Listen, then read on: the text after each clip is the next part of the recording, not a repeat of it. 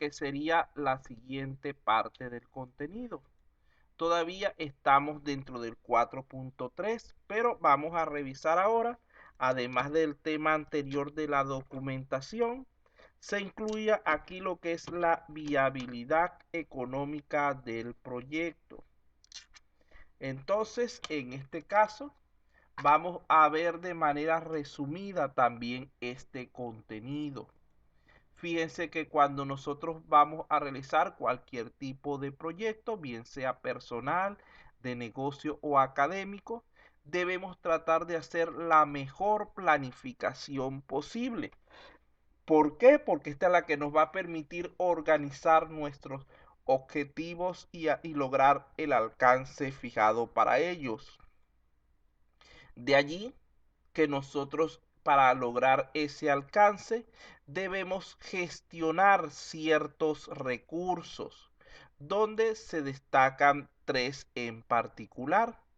Tendríamos el tiempo, el presupuesto y el recurso humano. Los tres están íntimamente ligados entre sí.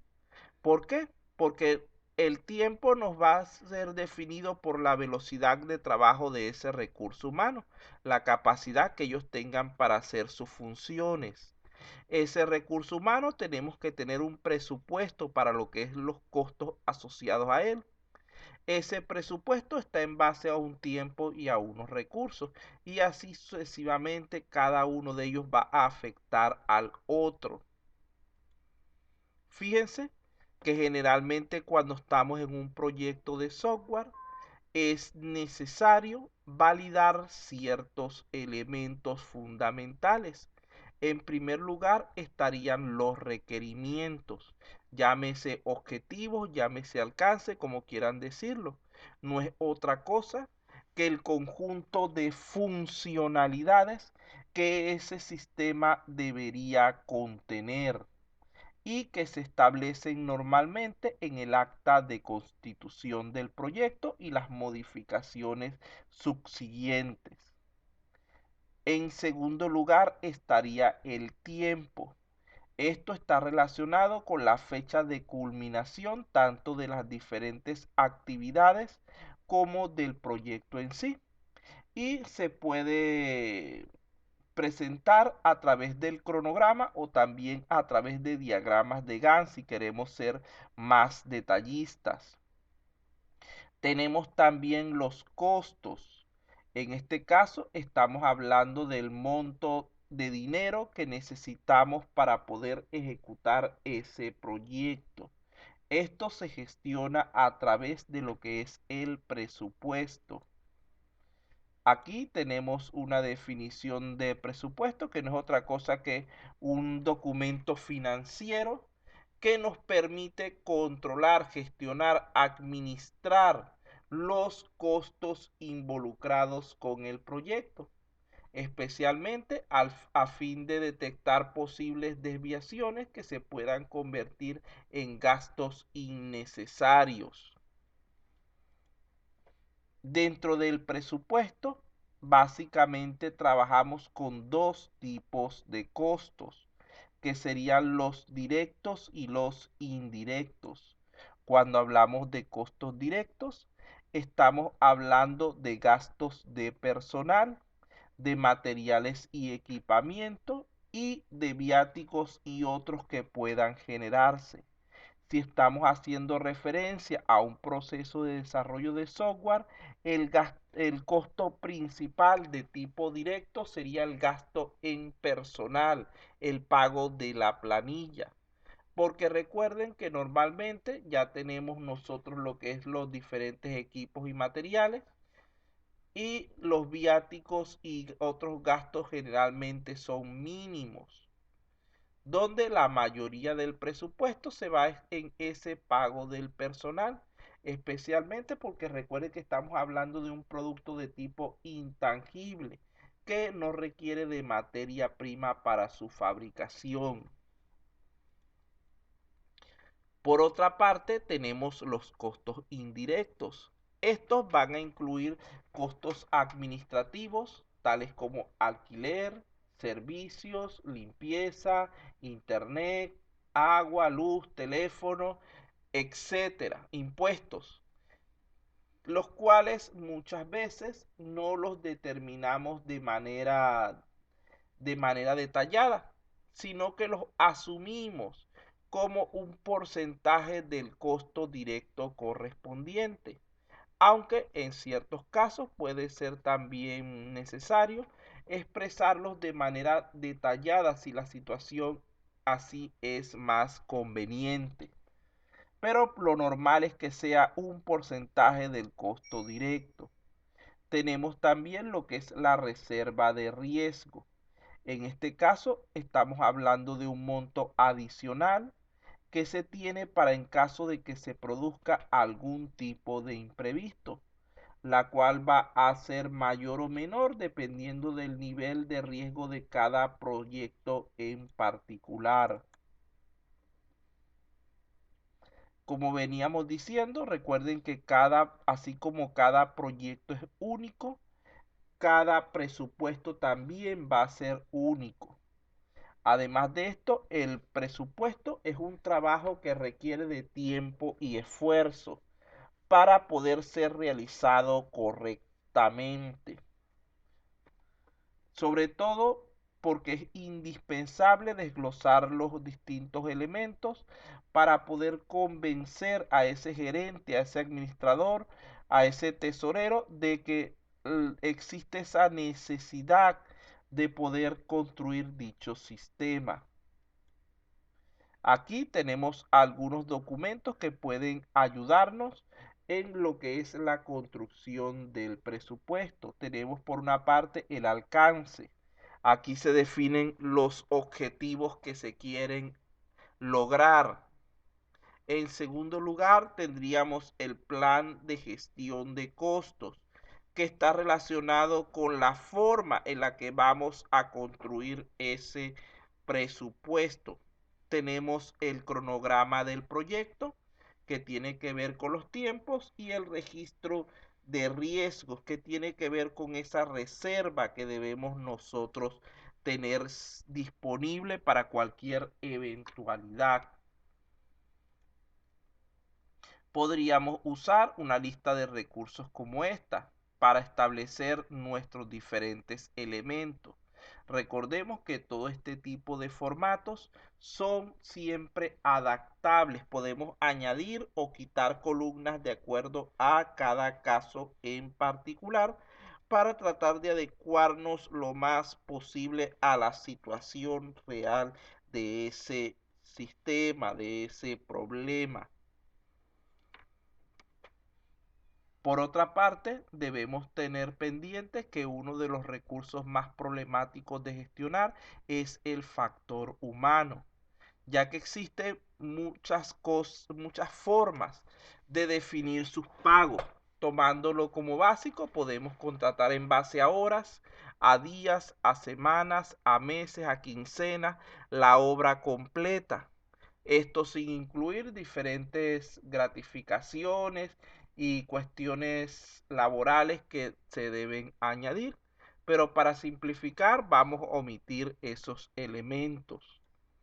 Vean que aquí tenemos un modelo de presupuesto de proyecto, donde están presentes los elementos explicados anteriormente.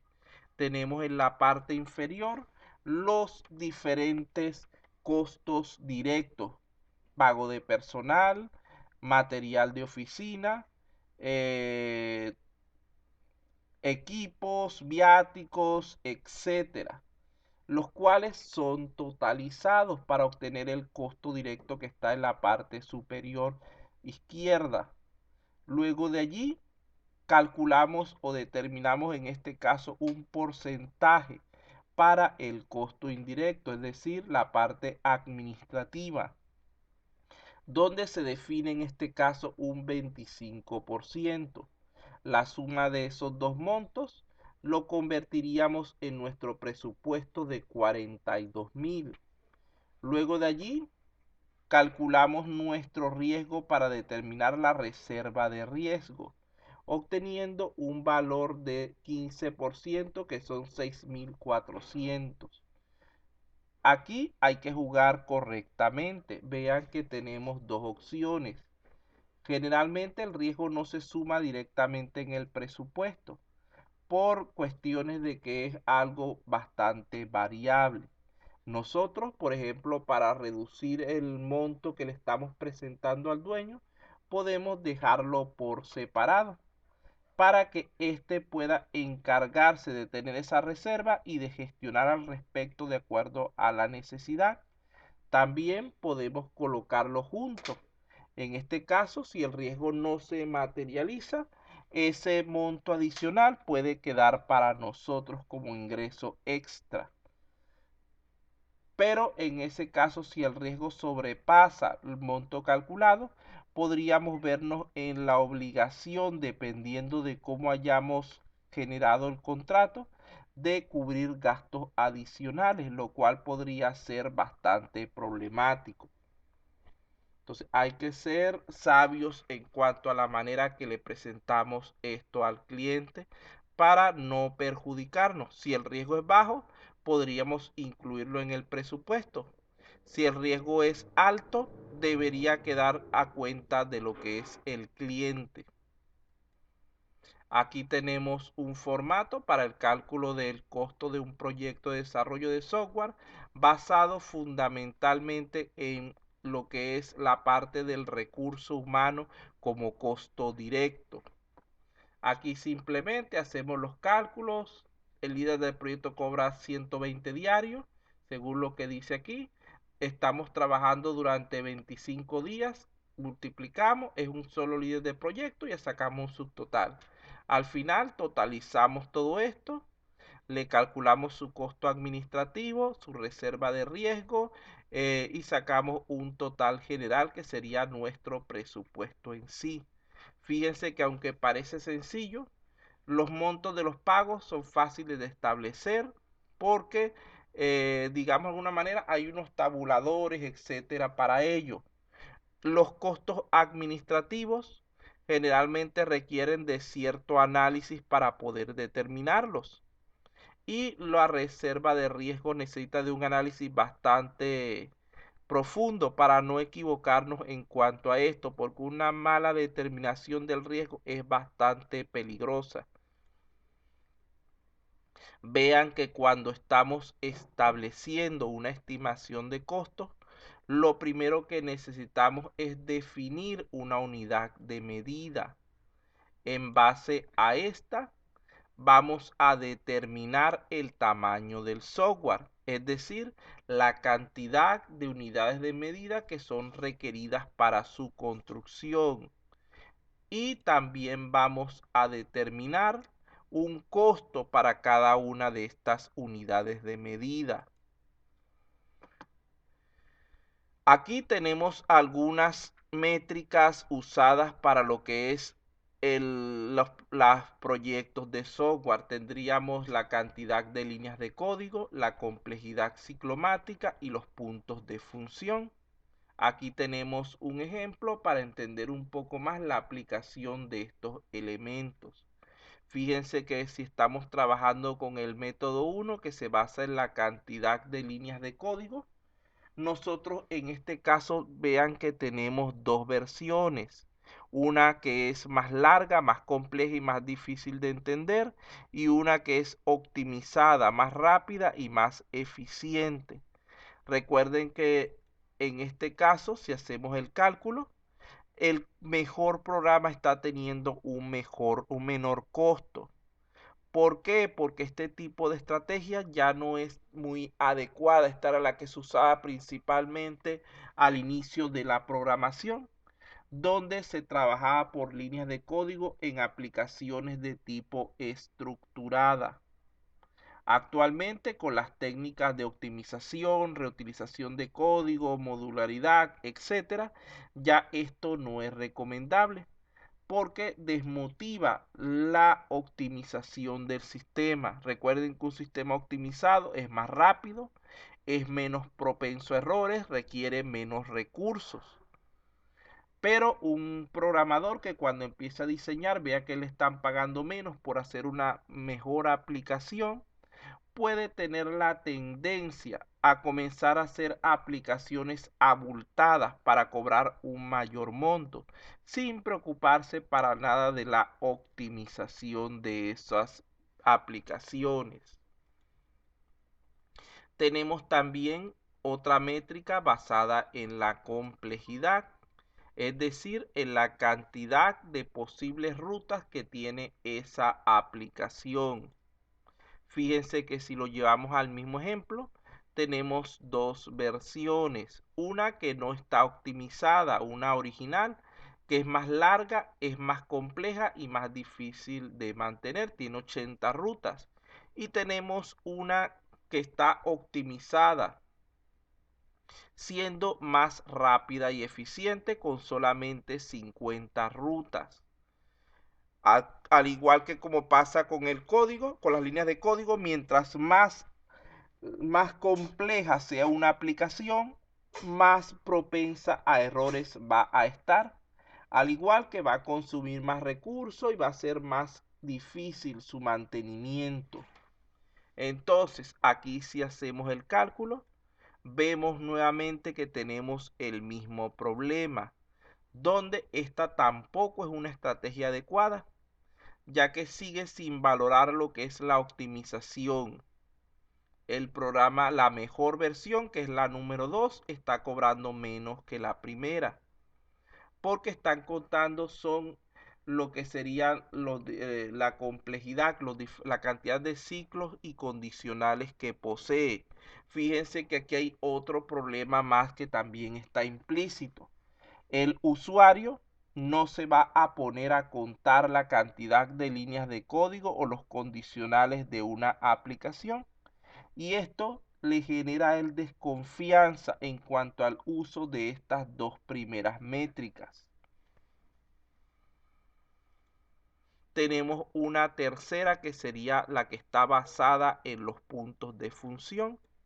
Fíjense que en este caso lo que se busca es que el precio de esa aplicación esté acorde con la cantidad de soluciones que ella le brinde al usuario.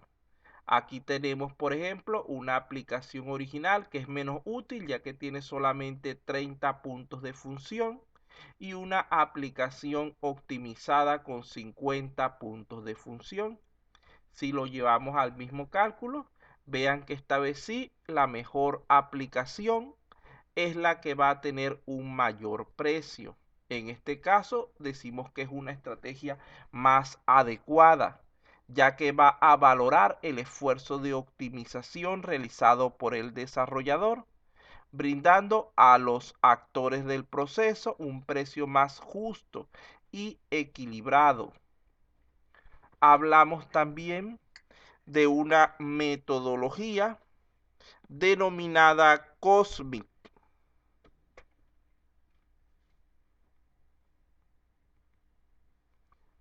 la cual nos permite la definición del costo de un sistema en base al tamaño funcional. Tiene que ver con el último método que les acabo de nombrar ahorita. Vean que él cuenta con dos componentes básicos: la estrategia de medición y el mapeo en sí, porque ya la medición es la ejecución de la metodología. Aquí tenemos un diagrama que nos representa el proceso de esa medición COSMIC.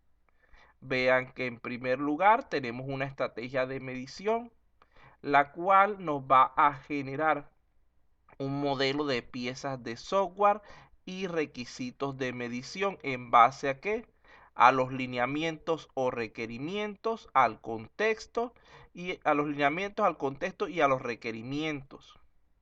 Tenemos luego lo que es el mapeo, que nos brinda un modelo genérico, donde se expresan los diferentes requisitos funcionales bajo lo que es el modelo COSMIC. Esto se basa en 4 principios fundamentales. El primero es que cada funcionalidad está conformada por diversos procesos. A su vez, En el segundo tenemos que los procesos están compuestos por subprocesos y en cada uno de estos subprocesos hay diferentes movimientos de datos, bien sea a nivel de usuario, que pueden ser entradas o salidas, o a nivel de la base de datos, que lo llamamos lecturas o escrituras, donde cada movimiento de datos afecta solamente a una porción del contenido. Nosotros generalmente cuando estamos trabajando con cualquier tipo de sistema, no vamos a tomar toda la base de datos de una vez, sino que solamente usamos una porción de ella para las operaciones que estamos realizando. Finalmente, en este tipo de medición, solamente se cuentan los movimientos de datos, es decir, la cantidad de entradas, salidas, lecturas y escrituras que conforman dicho proceso. Fíjense que aquí, en cuanto al tamaño funcional de este modelo, el tamaño mínimo para cualquier pieza o componente del software es 2, lo cual representaría una entrada o lectura y una salida o escritura. ¿Qué quiere decir un proceso completo simple? Por otra parte, no se establece un tamaño máximo. Esto quiere decir que este modelo, esta metodología COSMIC, sirve tanto para lo que es el trabajo con componentes sumamente pequeños como con elementos de enorme tamaño. Finalmente, el tamaño mínimo de una modificación sería un punto de función, es decir, un movimiento de datos. Aquí, ya para ir terminando con esta parte, tenemos lo que sería un ejemplo simplificado. Vean lo siguiente. Vamos a, como no tenemos datos históricos, etcétera, de dónde sacar esto, vamos a usar ciertos datos improvisados, ciertas suposiciones. Normalmente este tamaño del software requiere de todo un estudio para poder determinarlo, donde vamos a revisar cada una de las funciones que lo componen, los módulos, determinar los movimientos de datos, etcétera. Como no hay tiempo para ello, para simplificar lo que es el ejemplo, vamos a asumir un tamaño de software de 50 puntos de función.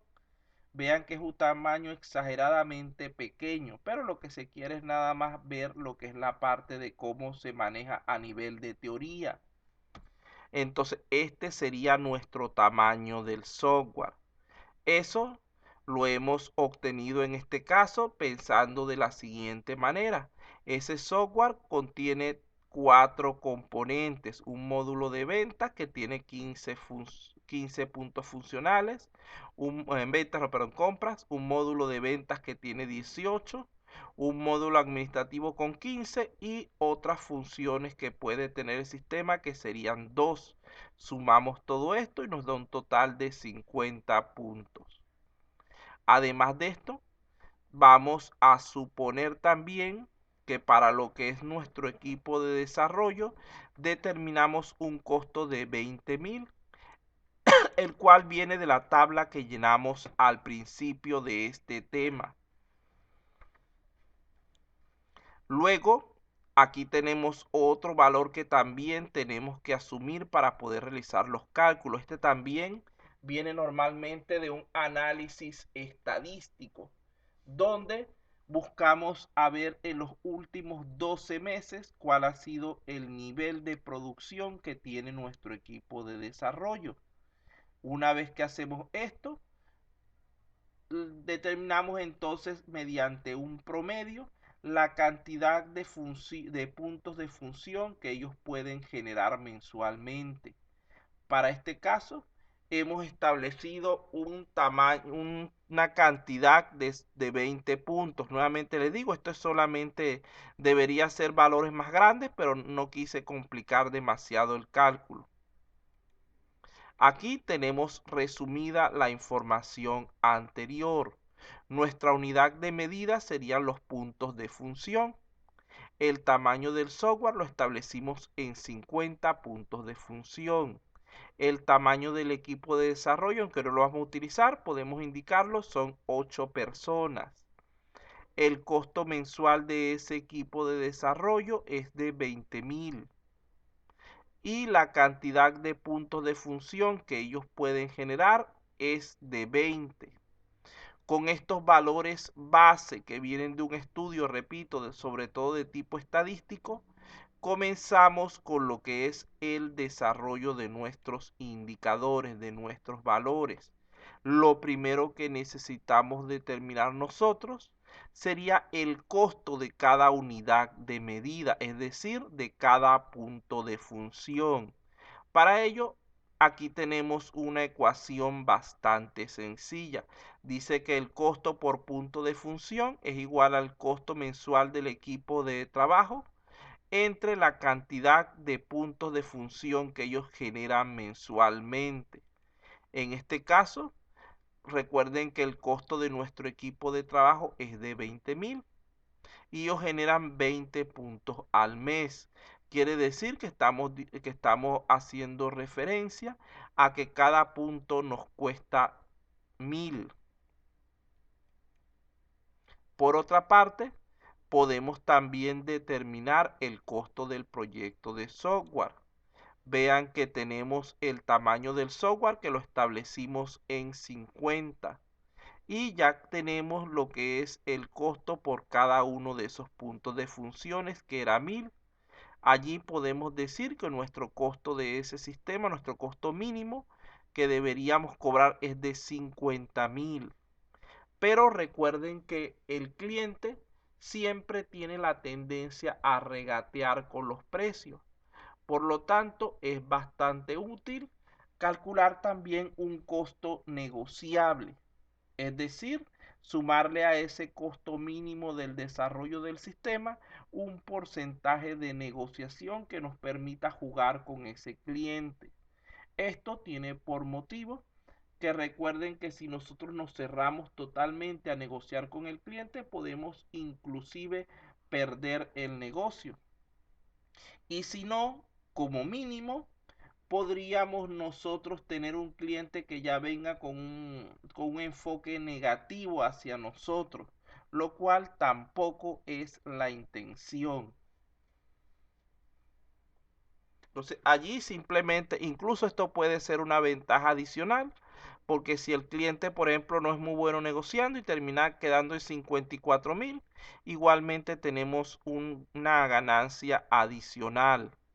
Tampoco debe ser demasiado alto que el cliente se asuste con el precio y busque otra persona que haga el sistema. Debemos ser bastante equilibrados a este respecto.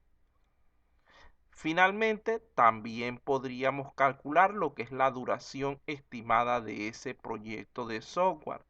Como tenemos el tamaño del software y la capacidad mensual de trabajo de nuestro equipo de desarrollo, simplemente lo podríamos dividir para determinar el tiempo estimado. Siempre debemos hacer en estos casos aproximaciones hacia arriba.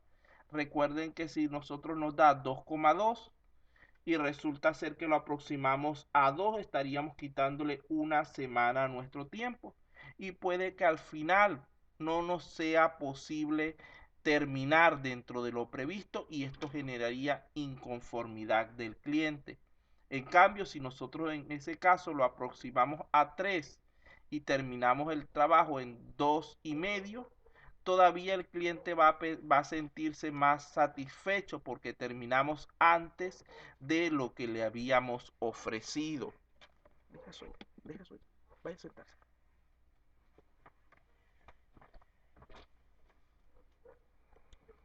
Entonces, aquí tenemos nosotros resumido la información anterior ya para terminar. Tenemos el tamaño del software que lo estamos definiendo en puntos de función. Tenemos el tamaño del equipo de trabajo y su costo mensual. tenemos la capacidad de trabajo de ese equipo mensual, tenemos nuestra unidad de medida, tenemos los costos totales del proyecto, tanto un monto mínimo como uno negociable, tenemos la duración del proyecto, que sería la estimada, que es la que nos da el cálculo, y la propuesta, que es la que le vamos a presentar al cliente.